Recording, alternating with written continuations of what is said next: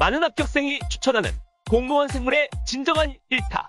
꾸준한 비공개 시험 응시 및 최신 출제 경향 전달. 기본부터 심화까지 체계적인 학습. 생물 고득점 분명할 수 있습니다. 안녕하세요. 안녕하세요. 네, 반갑습니다. 제가 늘 강의 시작할 때 하는 말이 똑같습니다. 여러분을 합격의 길로 안내할 최정환입니다. 저를 알게 된 여러분에게 행운이 되기를 간절히 기원합니다. 공무원 시험 공부가 쉽지 않습니다. 왜냐면 오히려 물론 이제 수능의 경우에는 어려운 문제는 너무 어렵고 굉장히 그런데 수능은 문제가 정형화되어 있습니다. 이를테면 17번 문제는 그 단원 그 유형이 그대로 똑같습니다. 또 3점짜리 이런 식으로. 그래서 준비가 더 쉬울 수가 있어요. 그런데 공무원 시험은 각 지역에 따라서 또 직렬에 따라서 또 매해 출제자에 따라서 시험 판다고 완전히 달라질 수 있어요. 수능의 경우에는 대학 교수들이 출제를 하고 그리고 이제 교사들이 가서 시험을 보고 또 너무 어렵거나 너무 쉽거나 해서 난이도 조절을 하죠. 그러나 공무원은 그게 없어요. 제가 알기로는 되게 한 사람이 출제하고 뭐 검토를 해도 한 사람 정도. 그래서 출제자가 달라지면 문제 패턴이 완전히 달라져. 이를테면 작년까지는 전남의 경우에 대학 문제가 한 대략 10문제 정도, 대략 그때 조금씩 다르지만 그리고 수능 유형의 문제도 조금 나오고 대략 한 50% 정도.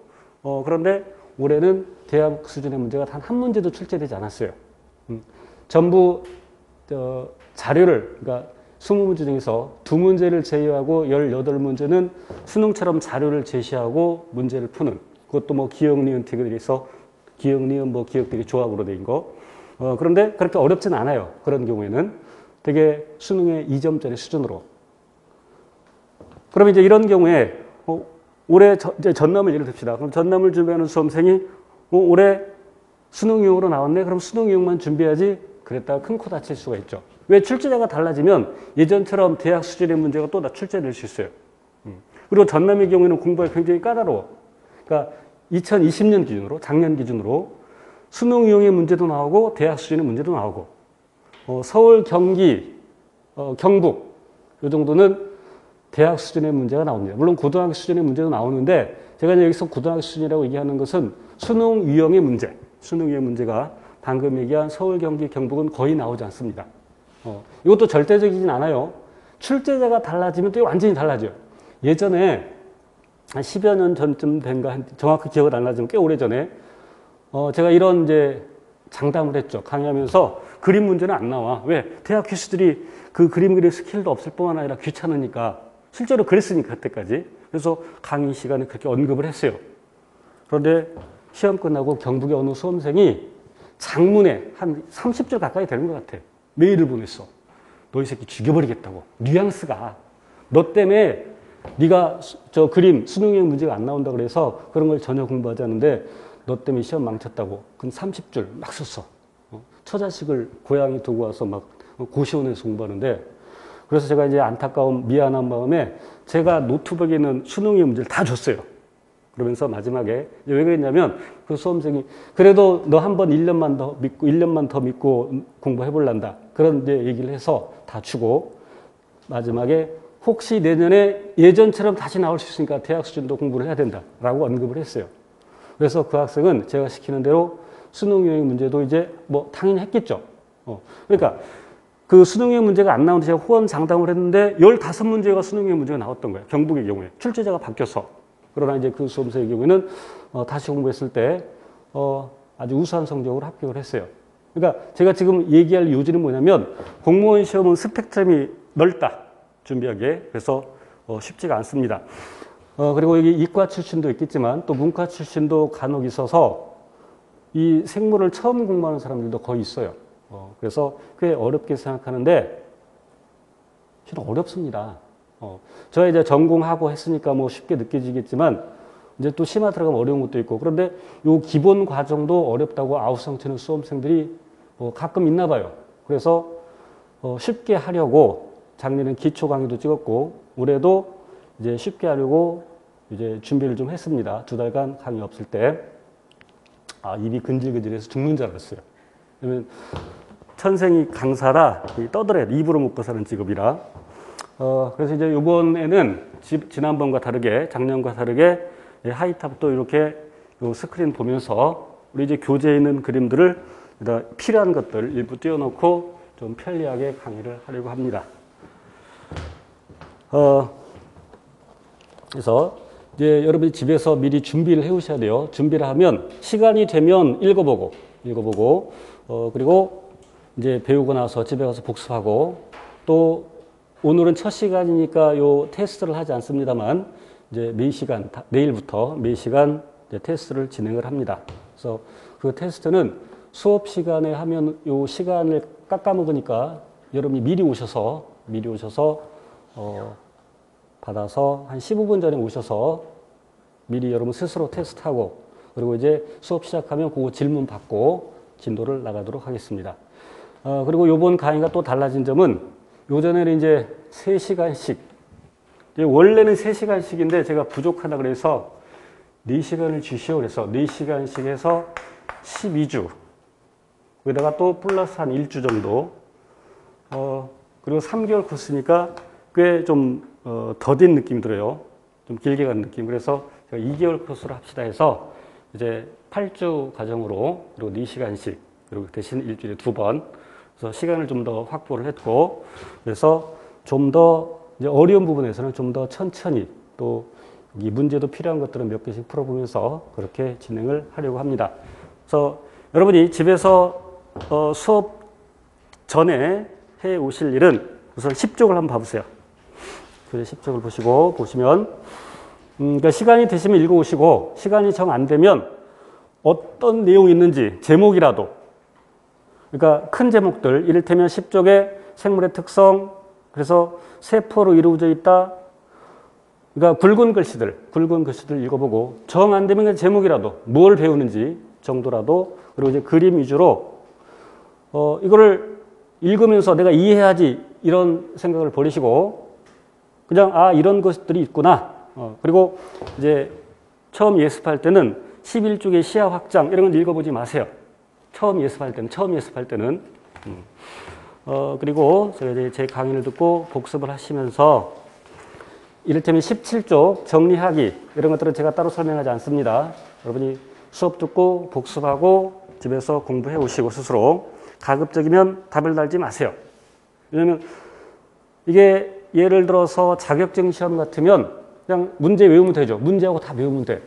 그런데 그렇게 하면 우리 시험에는 좀 비효율적이기 때문에 답을 적지 말고 틀린 문제에다가 표시를 하세요. 여러분이 편할 대로 동그라미를 하시건, 저는 X를 안 합니다. 기분 나쁘니까. 그래서 틀린 문제에다 동그라미를 하시고, 그래서 이제 이것이 반복되었을 때, 나중에 시간이 얼마 남지 않았을 때 틀린 문제, 내가 취약한 내용이 어떤 것인지를 금방 알 수 있겠죠. 시험이 서울을 기준으로 3과목인 경우에 이제 시험 날을 0일로 했을 때 마이너스 3일 때는 한 과목씩 4일이거든. 마이너스 4일부터 마이너스 3, 마이너스 2일 이렇게 한 과목씩 공부를 할 수 있어야 돼요. 그리고 시험 직전 날은 3과목을 모두 공부해야 돼요. 그 짧은 시간에 이 많은 내용을 탈 수가 없죠. 그럼 그렇게 하루에 한 과목을 탈 수 있으려면 내가 취약한 부분이 무엇인지를 표시를 해줘야 돼요. 알고 있어야 돼요. 그래서 답을 적지 말고 문제다 틀린 것만 체크를 하세요.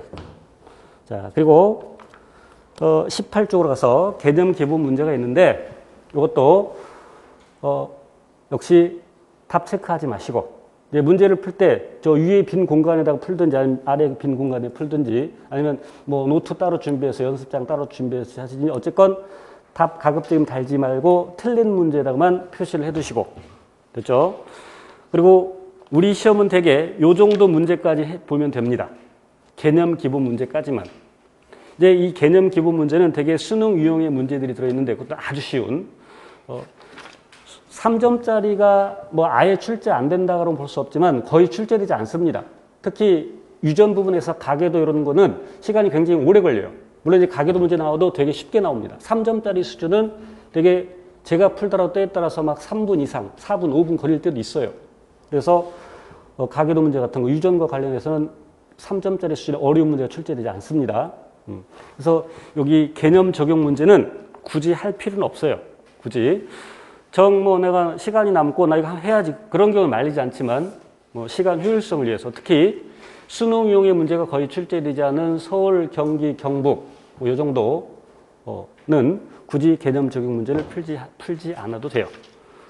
그리고 물론 이제 가끔 제가 풀어드리는 것이 있으면 그것만 그냥 보시면 되고 또 이제 넘겨서 쭉 가면 32쪽에 심화 내용이 남아 있는데 제가 필요한 것을 설명을 드릴 거고 자, 필요치 않으면 여러분 한 번 정도만 가볍게 읽어보시면 되겠고요. 그리고 개념 적용 문제 뒤에 40쪽에 보시면 통합 실전 문제가 나와요. 이것도 역시 제가 다뤄준 것만 하고 제가 여기 강의에서 언급한 것만 하고 나머지는 굳이 하지 않아도 될 겁니다. 자, 사고력 확장 문제도 뭐 굳이 할 필요는 없어요. 자, 이렇게 공부를 하면 되겠습니다. 자, 그리고 제 카페에 네이버죠, 네이버 카페로 들어가서 제 이름을 치면 요즘 안 나오려나? 아니면 그냥 생물 최정환 치면 뭐 거의 나올 겁니다. 카페 이름에서. 그래서 가입하시고 거기 등업 방법 이런 걸 좀 꼼꼼히 읽어보시고 거기 방법에 맞게끔 등업 신청을 하셔야 됩니다.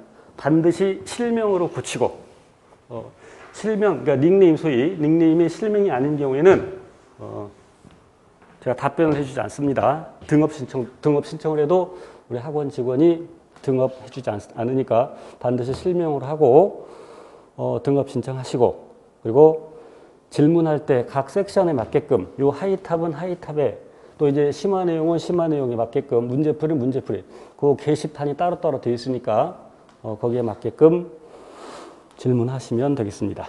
이제 여러분은 이제 이렇게 현장에 와서 수업을 듣는 경우에는 현장에서 쉬는 시간에 질문을 하면 더 좋고 난 일주일 못 기다리겠다. 그러면 카페 이용하셔도 되고 혹시 공부하다가 이제 슬럼프에 빠지거나 해서 공부 방법이나 아니면 뭐 용기를 얻고자 할 때는 상담방이 따로 마련되어 있으니까 거기다가 상담 신청을 하시면 되는데 상담 신청을 할 때는 공부 어떻게 해야 돼요?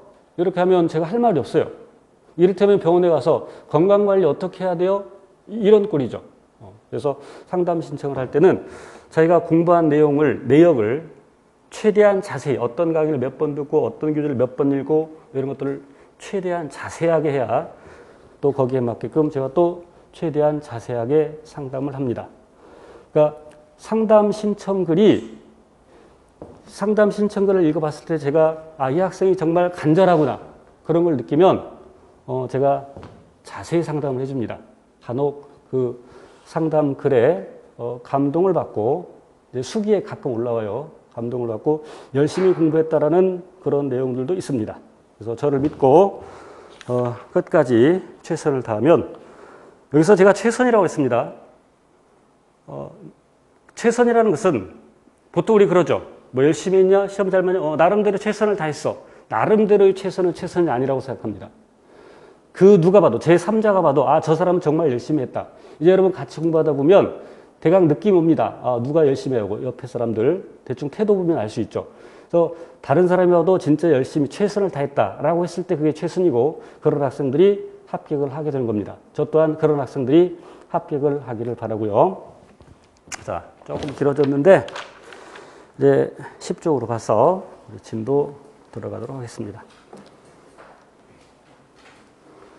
그리고 실강으로 공부를 하는 경우에는 그런 상담도 글 남기고 또 제가 글을 또 다시 상담하고 시간이 오래 걸릴 수 있기 때문에 이 실강 수업을 듣는 경우는 실강의 장점은 저희가 궁금한 거 수업 시간에 직접 물어볼 수도 있고 쉬는 시간에 물어볼 수도 있고 또 상담이 있으면 따로 얘기를 해서 수업 끝나고 나서 상담 받아도 되고 그러니까 그렇게 최대한 활용을 하시기 바랍니다. 10쪽 갈게요.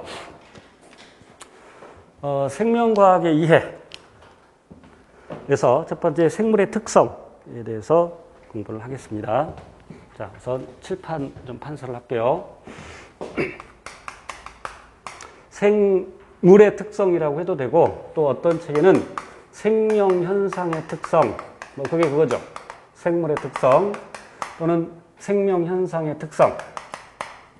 크게 두 가지로 나눌 수 있는데 개체 유지 현상과, 그래서 개체라는 것은 하나의 생명체, 생물 한 개.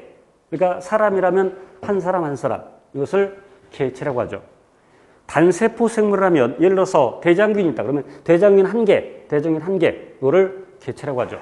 가로수로 심어져 있는 은행나무를 예른다면 은행나무 한 그루가 한 개체가 되죠.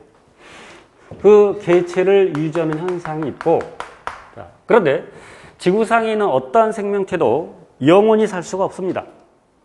그래서 사기랑 비슷한 녀석을 만들어서 뇌 대신 세상을 살아라는 종족 유지 현상이 나타나게 되죠. 자, 개체 유지 현상에는 뭐가 있냐면 모든 생물은 예외 없이 세포로 구성되어 있습니다. 예외 없이. 자, 그런데 어떤 생물은 세포 한 개로 되어 있죠. 방금 언급한 것처럼 그러한 생물을, 대장균 같은 그런 생물을 단세포 생물이라고 하죠.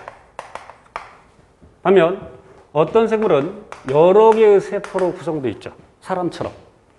그런 생물을 다세포 생물이라고 하죠. 자, 그런데 그 다세포 생물은 세포를 기본 단위로 해서 체계적으로 구성되어 있습니다. 세포를 기본 단위로 해서 체계적으로 구성되어 있다. 그럼 어떻게 체계적으로 구성되어 있느냐를 하기 전에, 자, 나중에 내용이 또 나올 텐데 세포설이라는 게 있습니다. 세포설, 셀은 방이라는 뜻입니다. 방. 수도원의 그 방, 옛날에. 그래서 셀 티오리, 이론, 그래서 세포설이라고 번역을 하는데 나중에 또 나와요. 자, 세포는 생물의 구조적, 기능적 기본 단위다. 구조적 단위라는 얘기는 이를테면 어떤 건물이 있다고 합시다. 그럼 그 건물을 지을 때 요즘은 뭐 벽돌 없어도 뭐 철제로 이렇게 구조를 세우고 시멘트 발라서 건축물을 지을 수 있지만 예전에는 벽돌을 쌓아서 건물을 지었죠. 그럼 한 개체, 한 생명체를 건물에 비유할 때 세포를 벽돌에 비유할 수 있다는 그런 의미겠죠. 구조적 단위라는 말은. 이래죠. 그러니까 세포들이 모이고 한 개체가 된다. 세포는 생물의 생명현상이 기능적 단위가 된다. 세포를 기본으로 해서 생명현상이 일어난다라고 하죠. 자, 그리고 여기에 추가로 그 세포가 어떻게 만들어지냐면 세포로부터 만들어집니다. 세포 분열이라는 것을 통해서. 세포 분열을 통해서 세포를 만들죠. 자, 지금 여기서 얘기하려는 것은 체계적으로 구성되는데, 그럼 어떻게 체계적으로 구성되느냐? 자, 사람도 끼리끼리 몰려다니죠. 소위 유유상종한다 그러죠. 그래서 구조가 무엇을 결정하냐면 기능을 결정합니다. 자동차가 굴러갈 수 있는 것은 자동차의 바퀴가 동그랗기 때문이죠. 만약에 자동차 바퀴가 네모지거나 세모지거나 그러면 굴러가기 어렵겠죠. 구조가 기능을 결정합니다. 그래서 구조가 같으면 기능이 같다. 그래서 구조와 기능이 같은, 적어도 유사한 세포들이 모여서 조직이 됩니다. 또 여러 조직들이 모여서, 여기서 여러 조직이라는 것은 이제 같은 종류도 있고 다른 종류도 있고, 그래서 서로 다른 종류들, 여러 종류들의 조직이 모여서 기관이 됩니다. 또 그 기관들이 모여서 개체가 되는데, 이 순서를 반드시 기억하셔야 되고요. 반드시, 이건 필수 암기사항입니다. 그리고 이제 우리 지구상에 있는 생명체를 동물과 식물만 따졌을 때 식물에게만 있는 그 단계, 조직계라는 게 있죠. 물론 지금 얘기하는 것은 생명과학 2 부분에서도 언급을 합니다. 또 동물에만 있는 단계가 있는데, 여기서 동물에만 있는 단계는 언급은 식물과 비교했을 때요. 기관계라는 게 있습니다. 자, 사람의 위는 소화기관입니다. 그럼 그 위를 구성하고 있는 것은 여러 조직인데, 여러 종류의 조직인데, 우선 상피 조직이 있고, 상피 조직. 상피 조직은 우리 몸 바깥쪽, 피부 바깥쪽을 덮고 있거나 또는 내장기관의 안쪽 벽을 덮고 있죠. 위의 안쪽 벽을 덮고 있죠. 상피 조직이. 그리고 결합 조직이 있는데, 물론 이런 내용들 나중에 자세히 배워요. 결합 조직의 대표적인 게 뭐냐면 혈액입니다. 위에도 혈액이 흘러가죠. 결합 조직이 있고요. 그리고 위에서 소화를 시킬 수 있는 것은 위에 근육이 있어서 수축 이완을 반복하기 때문이죠. 물론 소화할 수도 있고, 물론 여기서 이제 요 수축 이완, 그래서 근육 조직이 있고, 그리고 신경 조직도 있죠. 이와 같이 서로 다른 조직들이 모여서 하나의 기관을 형성하죠. 그러면 여기 상피 조직은 상피세포로 구성되어 있죠. 상피세포가 모여서 상피 조직이 되고, 아까 제가 뭐라고 했냐면 조심할 것은, 그럼 구조와 기능이 같은 세포들만 모여서 조직이 되느냐? 제가 적어도라고 했죠. 적어도 유사한. 그래서 이 결합 조직이 나중에 배울 텐데, 결합 조직에는 혈액도 있고, 인대도 있고, 힘줄, 등등 있습니다. 그래서 적어도 유사한.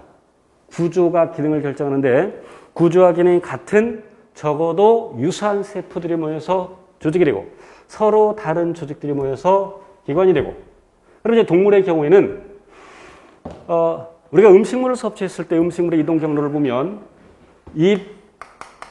고딩 수준으로 언급을 할게요. 식도. 그리고 이제 대학 수준으로 가면 여기 인두 들어가죠. 인두. 제 강의를 어렵다고 하는 학생들이 덜어 있는데, 제가 어려운 내용까지 설명을 해서 그런 것이지, 제가 내용을 어렵게 설명한 건 아니죠. 저는 그렇게 생각하는데, 저도 스펙트럼이 굉장히 넓습니다. 제가 초등학교 4학년도 가르쳐봤고, 대학 강의도 해봤고, 일반 교양 강의도 해봤고, 또 초, 중, 고의 재수생의, 대학생의, 이런 우리 공무원 스펙트럼이 굉장히 넓어요. 그래서 쉽게 한다고 하는데, 어쨌든 봅시다. 그래서 이제 고등이 수준으로 우리가 음식물을 섭취했을 때 이동 경로를 보면 입식도 위, 소장, 대장, 항문, 이렇게 되죠. 이런 것들이 각각 뭐냐면 소위 소화기관이라는 것이죠. 여기에 간, 이자, 쓸개 이런 것들도 소화기관에 해당이 되죠. 그럼 이런 것들을 다 합해서, 그럼 이런 것들은 모두 소화라는 어떤 공통된 목적을 위해서 존재하고 기능을 하죠.